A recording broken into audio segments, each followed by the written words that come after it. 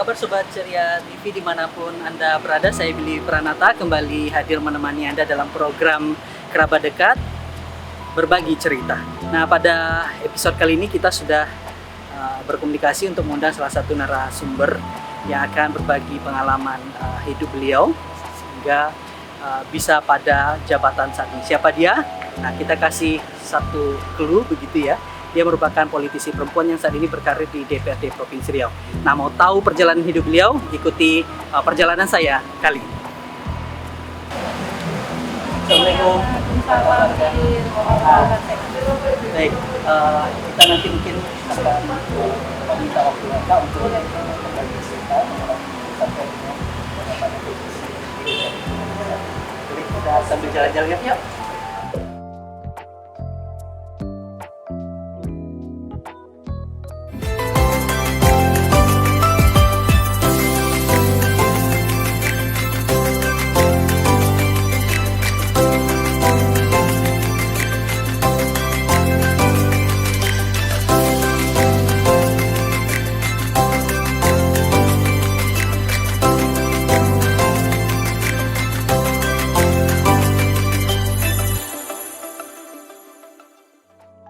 Ya, Sobat Kerabat Dekat, bersama saya Billy Pranata. Kita tadi sudah bersama narasumber kita pada episode kali ini, ada Ibu Ade Hartati Rahmat DPD yang menjabat sebagai anggota DPRD Provinsi Riau. Kita langsung sapa beliau. Assalamualaikum.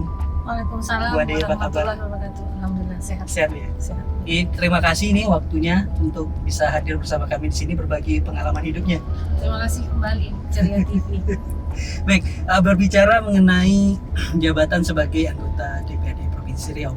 Kalau kita melihat basic pendidikannya ini MPD gitu. Ya. Kalau MPD itu pendidikan ya, Bu Ade ya. Ya. Ini kenapa akhirnya terjun ke politik? Apa yang mendorong Bu Ade akhirnya memilih jalur politik? Jadi gini, politik itu kan representasi dari masyarakat kan. Orang-orang yang hadir di politik itu adalah orang-orang yang merepresentasikan masyarakat. Dia nggak bicara golongan, dia nggak bicara suku, dia nggak bicara agama, dia tidak bicara ras. Tapi dia memang hadir dikarenakan kepercayaan masyarakat. Nah, kenapa latar belakang itu hadir di politik? Karena sistem undang-undang pemilu dulu tahun 2008 itu ada perubahan dari sistem pemilu tertutup ke sistem pemilu terbuka, dan ini menjadikan ruang bagi semua orang untuk bisa dipilih menjadi legislator dan duduk di DPRD kota maupun provinsi maupun DPR RI.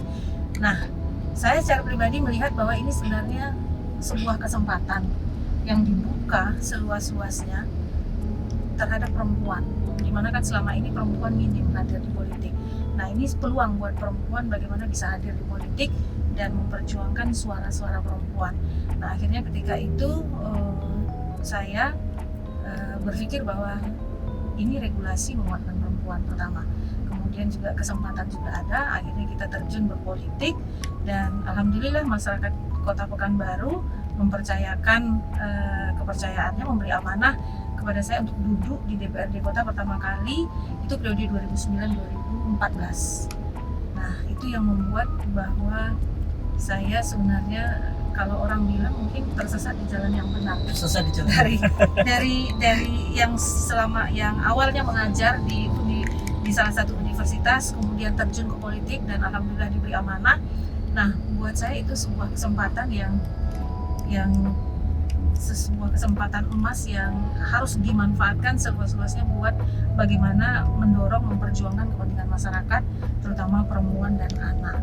Nah, jadi ya orang bilang ada tadi tersesat di jalan yang benar, karena politik ini jalan untuk bagaimana kita berjuang terkait dengan kebijakan-kebijakan yang pro terhadap perempuan, terhadap anak. Nah, dari awal saya berkarir di politik memang concern saya itu terkait dengan bagaimana nasib perempuan, bagaimana nasib anak, terkait dengan pendidikannya, kemudian kesehatannya, kemudian bagaimana ekonomi masyarakat itu sendiri. Nah, hal-hal seperti ini yang menjadi concern saya, sehingga mungkin terkesan bahwa Bu Ade itu cerewet. Ya harus begitu, karena parlemen itu kan parley, bicara. Kami itu diwajibkan untuk bicara terkait dengan apa yang harus kami perjuangkan. Nah itu awalnya berkarir di politik itu di situ.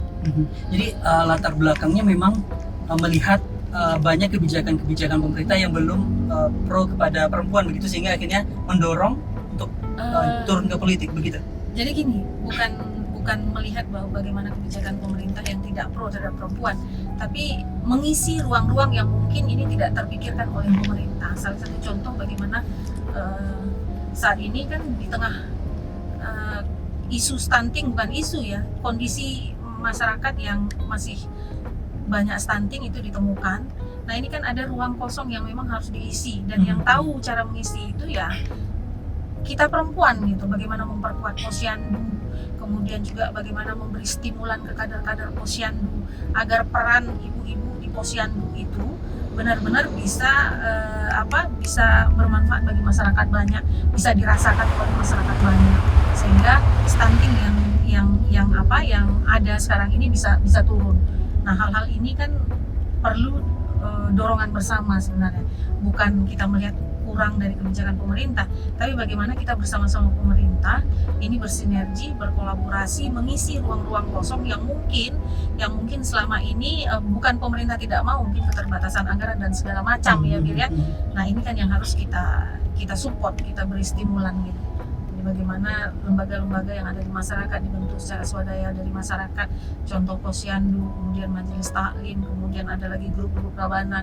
Nah ini bagaimana dimanfaatkan untuk agar ibu-ibu ini benar-benar berperan lebih luas lagi di tengah masyarakat, tidak hanya berkumpul tapi mereka bisa menjadi alat untuk sosialisasi bagi pemerintah, alat untuk merubah kondisi bagi masyarakat bagi pemerintah. Nah ini yang kita coba saling mengisi. Nah, itu di usia berapa itu Kak akhirnya memilih terjun ke dunia politik? Ini kan kuliah S1 di Jogja, di S2 di Jogja, Adprid Jogja, S1 di Adprid Jogja, kemudian S2 di UNY. Sekarang S3, kandidat doktor begitu ya di UNY juga. Uh-uh. Itu kapan, umur berapa akhirnya aku maju ini deh calon legislatif begitu? Jadi umur 35 itu. 35 tahun. Termasuk yang muda begitu? Muda. Jadi perempuan, kemudian tidak dari latar belakang politik, keluarga tidak dari lingkaran oligarki karena ayah tidak politisi, ibu tidak politisi, berjuang di usia 35 tahun. Itu satu hal yang memang mungkin mengambil risiko besar gitu ya? Ya itu keputusan yang sangat besar kan. Dari seorang dosen luar biasa terus beralih ke politik, sebenarnya kan meninggalkan apa yang sudah dirintis ini, terus meninggalkan untuk dunia politik yang belum tahu ini terpilih apa tidak terpilih gitu tidak terpilih. Tapi itu kan pilihan, itu kan pilihan, dan kita harus jalani pilihan itu dengan segala resiko kan. Nah di situ 35 tahun terjun ke politik, waktu itu pertama kali terpilih di DPRD kota, kemudian diminta maju ke provinsi, dan ini sudah 2 periode di provinsi. Itu ini ya, saat umur 35 itu awal mau mengambil keputusan besar untuk awal karir politik. Tapi tidak serta-merta, artinya tetap latar belakang itu mungkin mempengaruhi ya. Di Jogja itu kan kita juga berorganisasi, organisasi kemahasiswaan, kemudian juga ada paguyuban daerah. Kalau kita dari Riau, kemudian kita ada Ikatan Pelajar Riau Jogja. Nah latar belakang itu mungkin yang melahirkan dorongan dan motivasi bagi diri bahwa ada hal lebih besar lagi yang kita mampu lakukan, dan kita harus lakukan itu walaupun dengan segala risiko yang ada. Makanya dengan motivasi itu kita terjun ke politik dan akhirnya terpilih, alhamdulillah terpilih. Itu gimana perasaannya waktu itu? Itu kali pertama mungkin ya, seorang perempuan dengan latar belakang tidak politik dan tidak pernah masuk dalam organisasi partai politik, tapi mencalonkan diri dan terpilih. Nah itu sesuatu hal baru mungkin yang ada di tengah masyarakat, yang selama ini mungkin politik diisi oleh orang-orang yang sudah punya kemampuan dan latar belakang sosial yang cukup kuat ya. Nah ternyata ada seorang Adi Hartati yang lolos untuk ke DPRD kota, dan Pekanbaru ini kan barometernya politik di Riau ya. Nah ini merupakan sebuah sebuah motivasi diri juga gitu. Ternyata kita bisa berpolitik. Nah walaupun dengan kerja keras kerja keras, memang nggak mudah juga. Ya. Nah, dengan kerja keras dan itu memotivasi kita bahwa oke, kita harus kerja dengan baik, kita harus tunaikan amanat yang sudah diberikan ini seluas-luasnya bagi kepentingan masyarakat. Nah, disitulah kita memastikan bahwa kita berdiri pada garis sebagai seorang politisi. Itu menyangka nggak akhirnya aku duduk sebagai anggota dewan begitu? Oh, sebenarnya nggak nyangka ya, karena Itu pakai survei atau apa waktu itu? Atau enggak, memang karena Bismillah aja gitu maju? Gitu? Bismillah, karena Hmm. politisi baru kan nggak ngerti apa-apa. Ya. Taunya turun ke masyarakat, cari suara dan segala macam. Ternyata kan politik itu tidak selesai di situ. Banyak hal-hal yang di belakang itu yang kita nggak nyangka juga. Berarti mulai dari nol memang? Mulai dari nol, dia Hmm. bayangkan seorang dosen luar biasa maju berpolitik, pagi masih ngajar, jam 2 kita turun ke masyarakat, membentuk simpul perempuan, memberikan pelatihan, kemudian terpilih. Setelah terpilih ternyata ada case yang kita juga cukup kaget gitu, ada kecurangan di internal.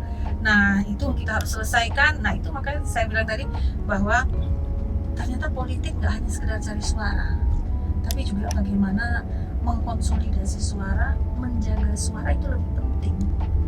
Nah, seorang politisi baru kan nggak tahu itu, tahunya kerja turun dikira suara sudah banyak, tahu-tahu nanti nggak ada. Nah, itu kan kita belum masih buta sama sekali.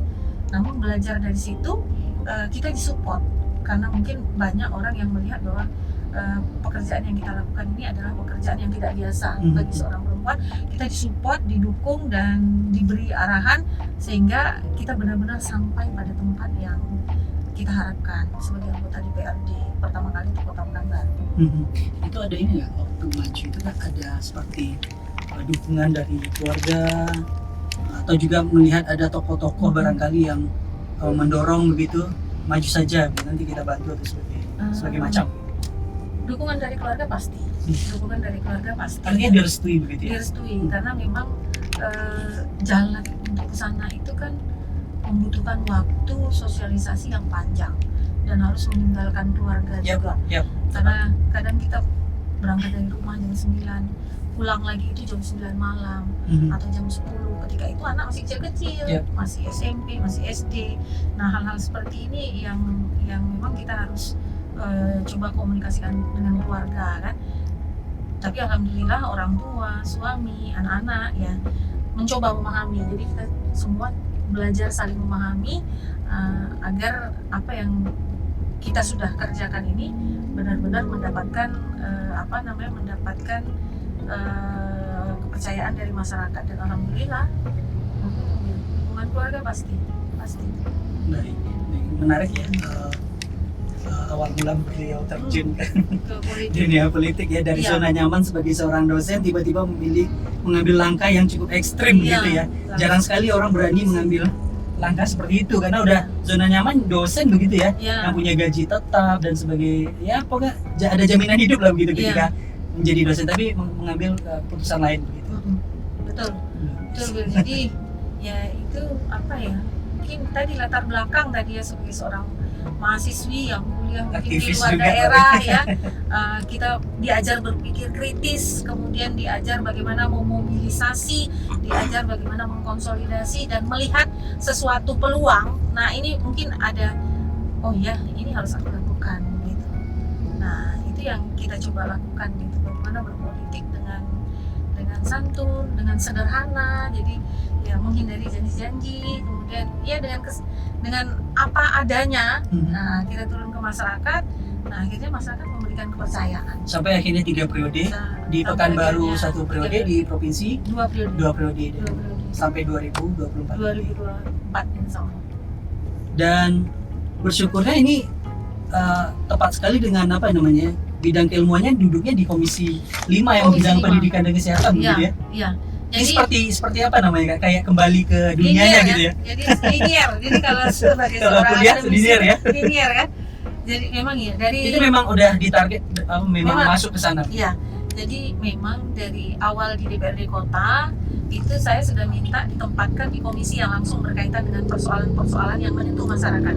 Contoh persoalan sosial, pendidikan, kemudian kesehatan, kemudian perempuan dan anak. Kenapa harus di sana? karena saya melihat bahwa harus ada orang yang fokus untuk terus mengawal bagaimana pembangunan sumber daya manusia, pendidikan, kesehatan, perempuan dan anak.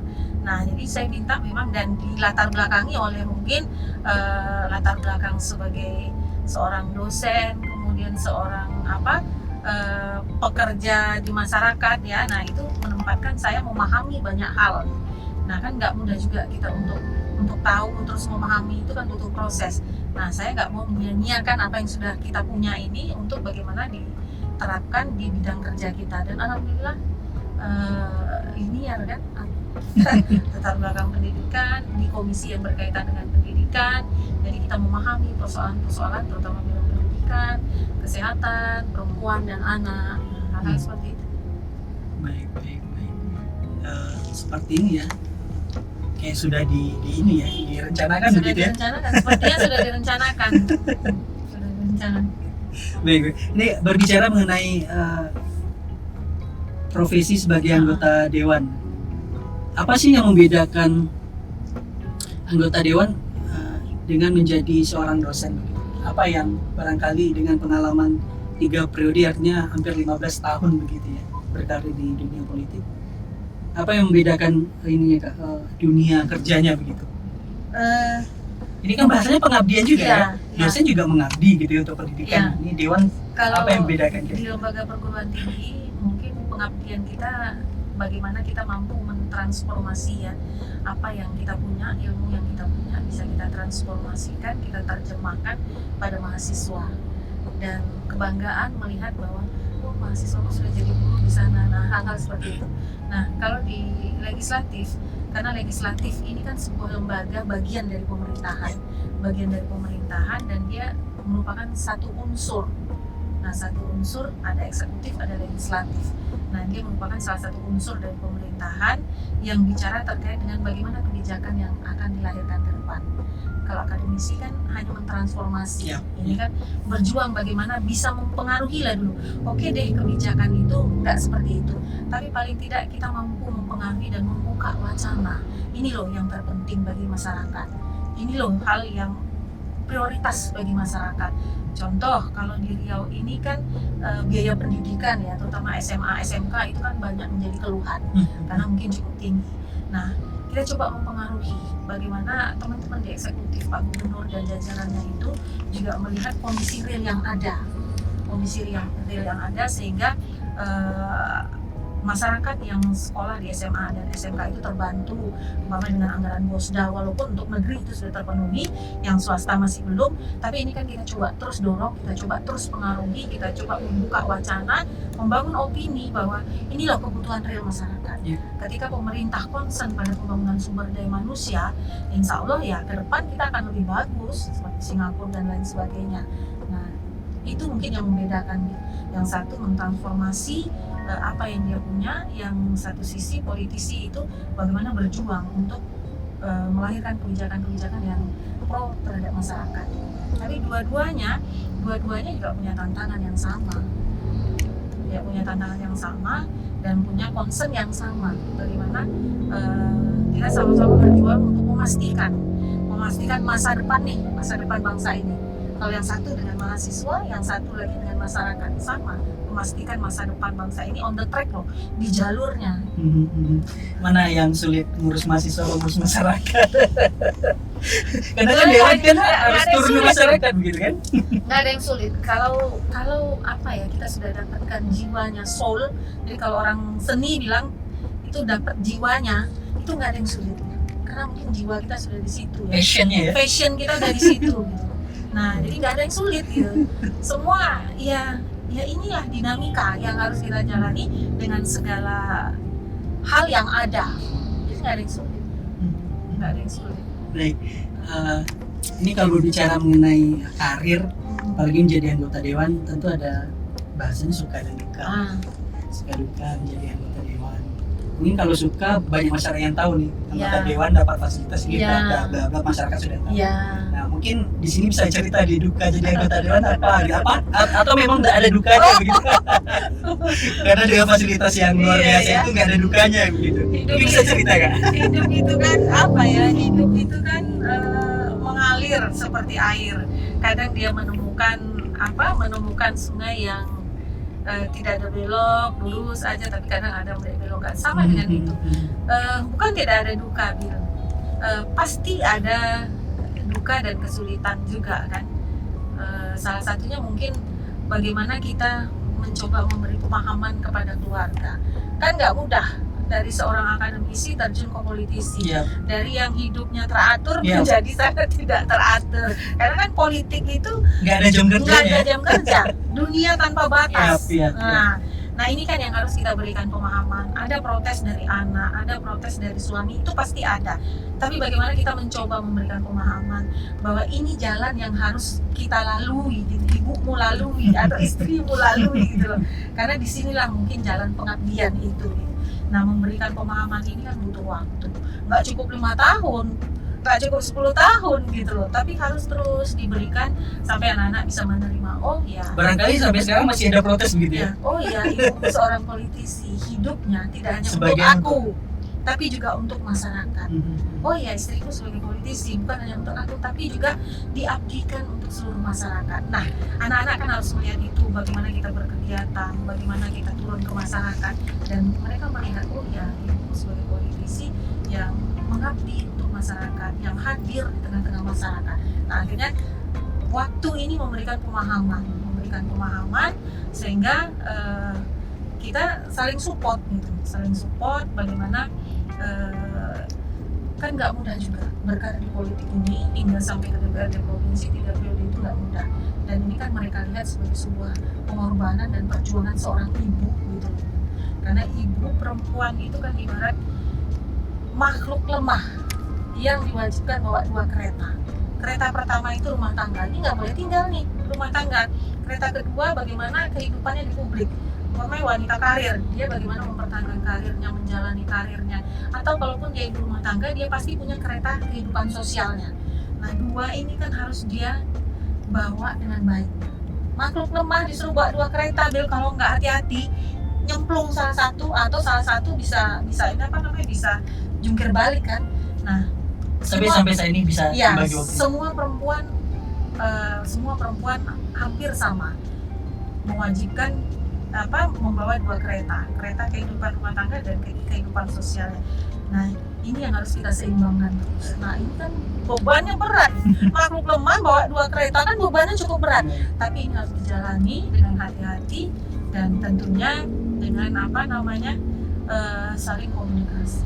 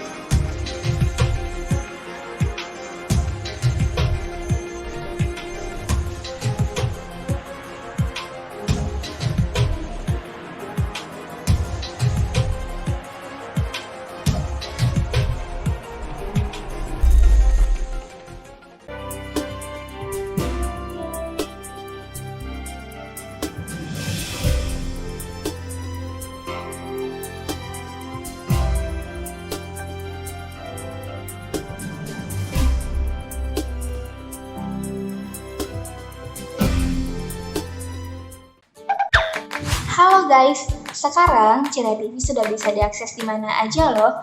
Kamu tinggal download aplikasi Cira TV Streaming di Google Play Store. Caranya mudah banget. Pertama, kamu buka Google Play di smartphone kamu, kemudian kamu search Cira TV Streaming, kemudian kamu tekan tombol install, tunggu hingga instalasi selesai. Selamat menonton. Pokoknya Cira TV 100% real, Wak. It's time for everyone, hold my hand, let's celebrate. It's time for everyone, let's celebrate, hold my hand. It's time for everyone. Halo guys, sekarang Cira TV sudah bisa diakses di mana aja loh. Kamu tinggal download aplikasi Cira TV Streaming di Google Play Store. Caranya mudah banget. Pertama, kamu buka Google Play di smartphone kamu, kemudian kamu search Cira TV Streaming, kemudian kamu tekan tombol install, tunggu hingga instalasi selesai. Selamat menonton. Pokoknya Cira TV 100% real, Wak.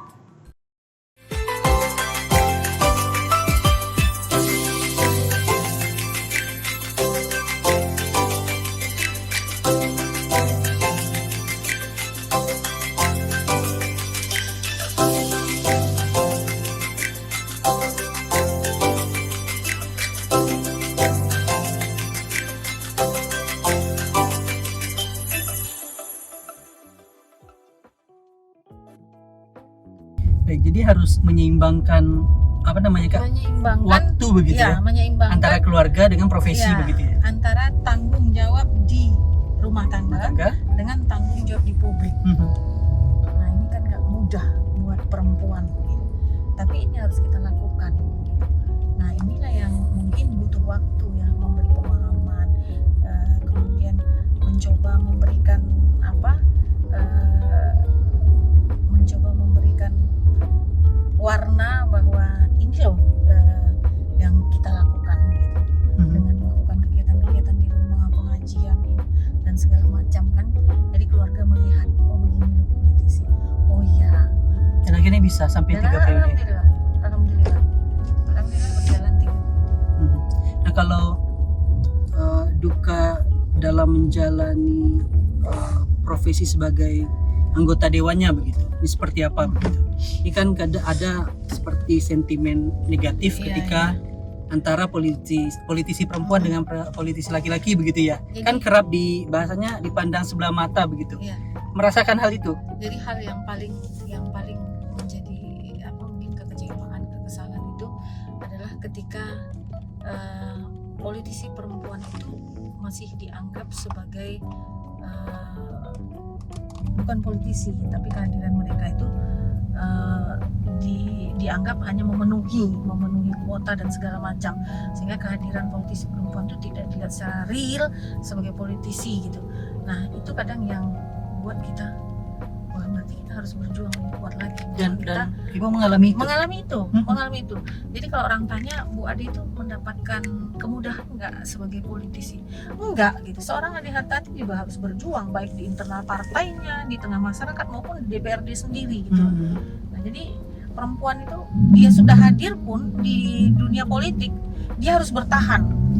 Nah dia harus bertahan untuk bisa terus hadir di tengah dunia politik gitu.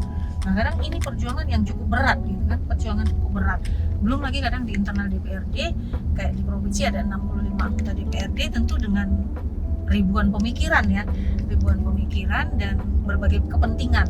Nah kadang kekecewaan kita itu kalau perempuan kan biasa melihat ya apa yang dirasakan cenderung dia sampaikan gitu, cenderung dia perjuangkan gitu loh. Nah kadang ada hal-hal yang kok kita nggak mampu sih memperjuangkan ini, padahal ini dirasakan sama-sama loh. Nah itu kadang yang buat kita sedih, kecewa gitu. Tapi ya ini politik gitu, kita nggak boleh dan boleh stagnan di situ ditunjukkan gitu. dengan vokal terhadap sejumlah kebijakan begitu ya. Nah, Bahkan sering muncul di ada media cara begitu lain, ya. Mungkin ada cara lain, seperti media menjadi pilar kan, pilar untuk komunikasi ke banyak orang gitu. Nah makanya selalu mencoba bagaimana merangkul media, ayo kita sama-sama ini gitu.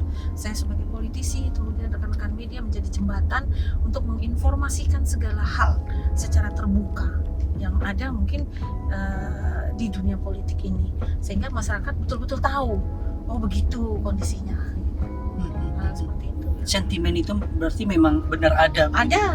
Ada, dan politik ini kan kekuasaan. Semua orang akan berebut mengambil kekuasaan dengan cara apapun. Nah, kami politisi perempuan menghadapi itu nggak berbeda, tidak pandang gender. Ya itulah politik gitu. Karena lingkaran kekuasaan kan, dan kekuasaan itu cenderung maskulin kan, dilakukan diambil Pria, ya. pria gitu. Baik. Baik.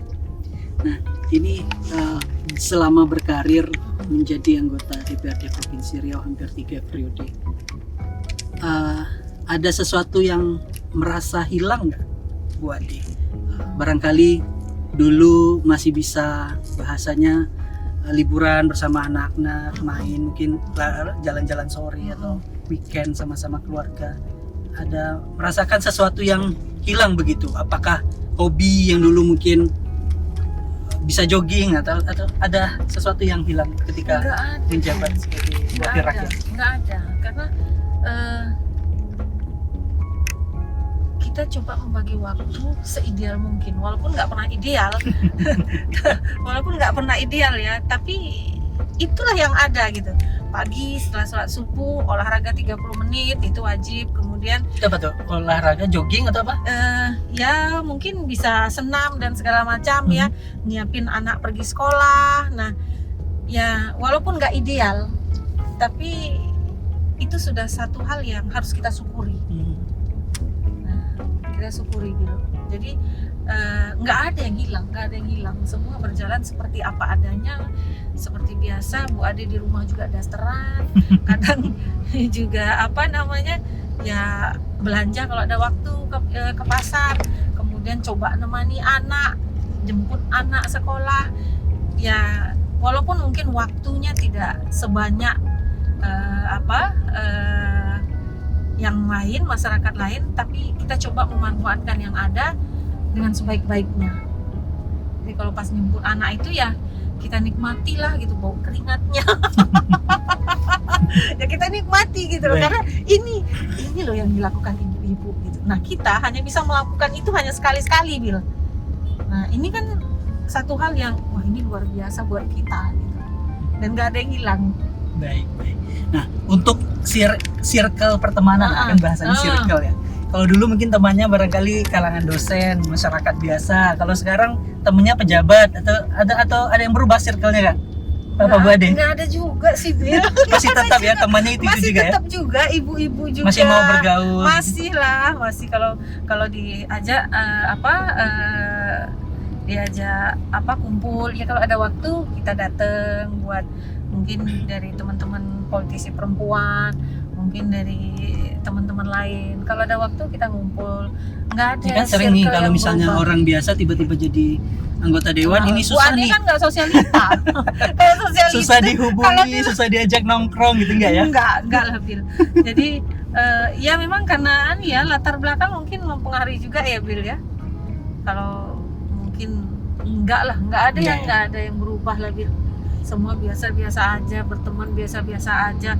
Malah juga kadang menghindari teman dengan yang pejabat-pejabat, karena lebih sederhana lah berteman dengan masyarakat dibanding dengan para pejabat elit ya? Yang para elit kan bicaranya kepentingan. Aduh, udah deh, kepentingan kita bagaimana berjuang untuk masyarakat dan masyarakat yang menilai. Jadi ya lebih nyaman lah berteman dengan masyarakat. Apa yang berbeda dari kehidupan Bu Ade sebelum menjadi anggota dewan dan setelah menjadi anggota dewan? Aduh, subjektif tuh, Bil. Kalau ditanya langsung ke Bu Ade, nanyanya ke suami tuh, apa yang berubah ketika Bu Ade dulu belum anggota DPRD dengan sudah anggota DPRD gitu. Dulu kan, Bil, mungkin dulu untuk ini aja susah, kalau sekarang alhamdulillah begitu apa gitu. Barangkali perubahan apa yang di kayaknya karena kita dari rakyat, terus juga terjun untuk rakyat, nggak ada yang berubah sih, Bil. Tetap aja jadi mak-mak kalau di rumah gitu. Pakai dasteran gitu. Kadang ya kalau sempat masak-masak ya. Jadi nggak ada yang berubah lah gitu. Kalau keluar kota bisa bareng-bareng ya keluar kota bareng-bareng. Kalau enggak ya ayo kita mungkin keluar kota cari waktu yang mungkin bisa sama-sama gitu. Nggak ada yang berubah, Bil. Karena dulu biasa, sekarang juga biasa juga. Nggak ada yang luar biasa gitu. Biasanya kan dulu orangnya hidupnya biasa-biasa, sederhana, tiba-tiba jadi wakil rakyat, hidupnya jadi mentereng. Enggak lah, Bil. Ini sosialita tadi ya kata Bu Ade ya. Enggak ya? Enggak lah, Bil. Enggak lah.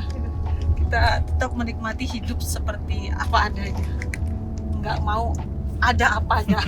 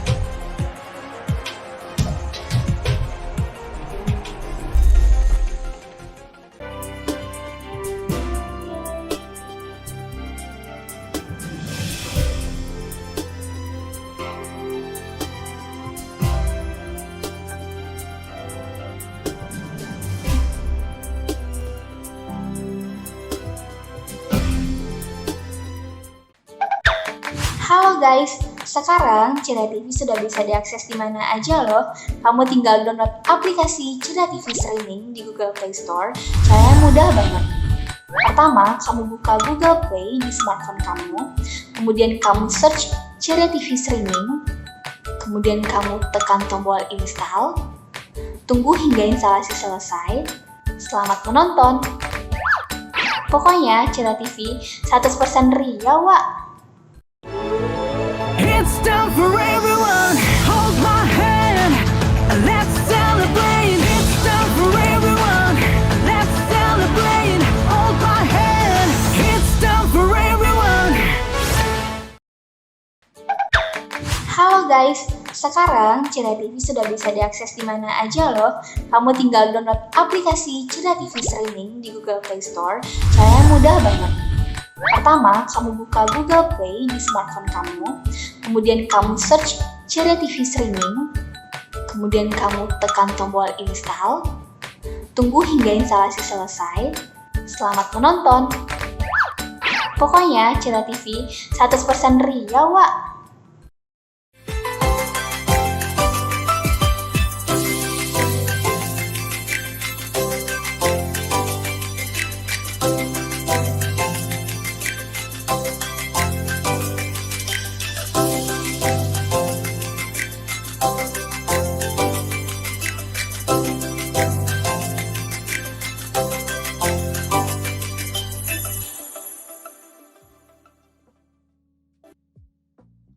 Ya, Bu Ade, Ya. ini kan bahasanya hampir habis masa jabatan yang ketiga periode Ya. begitu ya. Iya. Tahun 2024 nanti. Nah, apa kira-kira langkah selanjutnya? Ini dapat kabar Iya.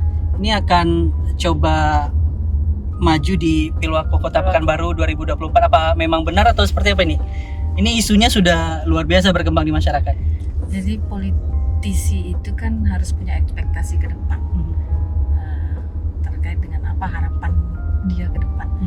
Nah, kita punya harapan setelah 3 periode di DPRD, kita mengetahui, kita memahami, dan kita ikut merasakan bagaimana kondisi yang ada, tentu menjadi motivasi buat kita untuk bagaimana menyempurnakan atau tidak menyempurnakan lah, atau memberi yang terbaik dan lebih baik lagi untuk kota ini. Nah, itu ekspektasi ke depan. Harapan untuk keinginan untuk atau motivasi untuk ke Pilwako itu ada. Dan sepertinya seorang politisi paripurna seorang politisi itu adalah maju Di dalam eksekutif, ya? kontestasi di eksekutif. Karena kan kepala daerah itu jabatan politik. Nah, idealnya memang diisi oleh orang-orang politik. Nah, jadi itu harapan kita, bagaimana kita bisa paripurna karir politik itu di eksekutif. Nah, itu yang kita coba usahakan ke sana. Bagaimana seorang Ade Hartati, perempuan biasa,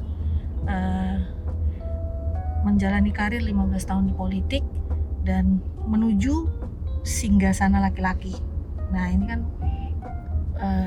kepala daerah itu kan cenderung sekali diisi oleh laki-laki. Jadi itu singgasana yang diisi oleh laki-laki menuju ke sana. Nah, ini yang kita sedang kerjakan, kita lakukan ke arah sana. Ini kursi 1, kursi 2 nih. Nah, politik itu kan harus realistis nih. Ya kan, harus realistis melihat kondisi dan momentum yang ada. Nah, tentu harapan kita kalau kita menuju singgasana ada hal-hal yang relevan yang menjadi tolak ukur. Nah, ini kan nanti akan berjalan dengan seiring waktu. Artinya survei sudah dilakukan untuk mengambil langkah itu. Maret ini kita survei. Bulan Maret ini kita akan survei. Kemudian kita akan tentukan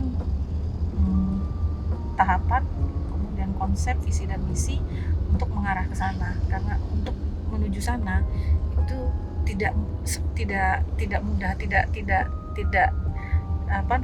boleh sekonyong-konyong. Aku ingin, tidak boleh hanya aku ingin, tapi memang bagaimana kita benar-benar punya motivasi, punya keinginan untuk berbuat yang terbaik lagi bagi mungkin kota ini. Nah, itu. Jadi nggak boleh sekonyong-konyong nih. banyak sih orang yang ingin, tapi apa yang harus dilakukan itu kan juga harus kita ketahui gitu. Itu yang kita coba lakukan ke sana. Artinya komunikasi politik sudah dilakukan. Alhamdulillah sudah dilakukan, tentunya sudah dilakukan kan. Walaupun nanti pilihannya kan langsung pada masyarakat kan. Baik, kalau boleh tahu, apa cita-cita seorang Ade Hartati terhadap Kota Pekanbaru ke depan? Kota ini kan bergerak ke arah metropolis. Tentunya tetap harus menjadi sebuah kota yang ideal buat kehidupan sosial. Kehidupan sosial itu ya nggak boleh lari dari tradisi, adat, budaya, dan norma. Oke, kota maju ke arah metropolis, tapi tetap tradisi, adat, norma itu tetap terjaga. Sehingga kita bisa menjadi sebuah negeri yang betul-betul maju, namun tetap menjadikan tradisi, budaya, dan norma-norma agama itu menjadi benteng pilar utama bagi kehidupan sosial. Percuma kita bangun jalan bagus, jembatan bagus, tapi anak-anak kita nggak sekolah. Kalau sudah nggak sekolah, putus sekolah, maka nanti pengangguran, angka kriminal tinggi.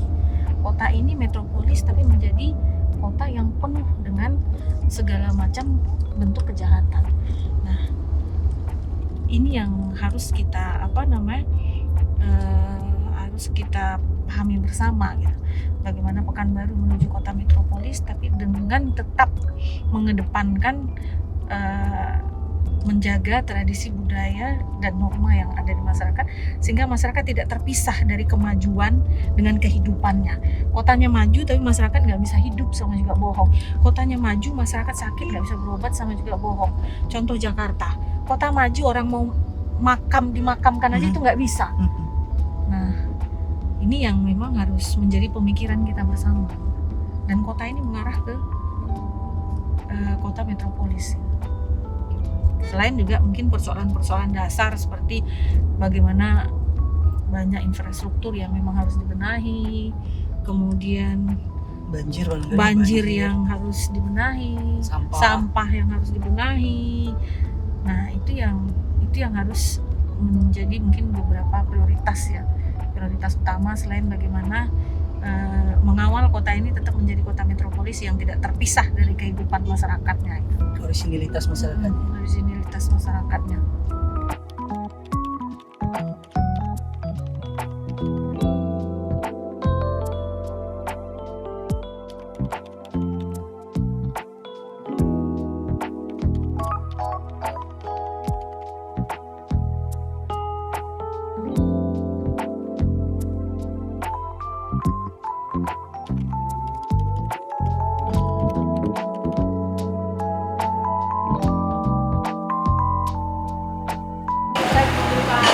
Ya, Sobat Ceria TV, demikian tadi perbincangan kita dengan Ibu Ade Hartati Rahman MPD sebagai bintang tamu kita dalam program Kerabat Dekat Berbagi Cerita. Mudah-mudahan cerita beliau tadi, perjalanan hidup beliau tadi dapat menjadi motivasi, inspirasi bagi kita semua.